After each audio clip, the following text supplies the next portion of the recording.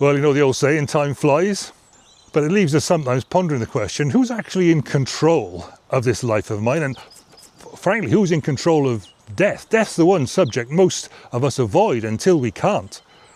We distract ourselves, we soften the language, we push it into hospitals and funeral homes and use polite phrases. But in Revelation 1, Jesus says something quite extraordinary. He says this. He says, I have the keys of death and Hades. Well, death we know about. Hades was the word they used for the place of the dead, wherever that was going to be. It was a bit vague. Keys, he says. Keys are about authority, control, access.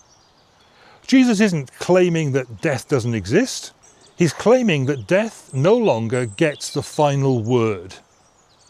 And what's striking is that he doesn't say this as an outsider. He says it as someone who died. I was dead, he says in that passage of scripture. Not metaphorically, not symbolically, actually dead, verified by the Roman centurions who were, well, their business was killing and business was good. But he says, having been dead, I'm now alive forever.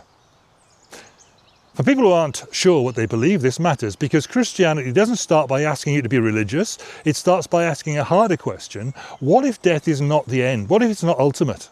See, if Jesus really passed through death and came out the other side, then fear and loss and meaninglessness are no longer unanswerable problems where death is concerned. They're challenged at their root.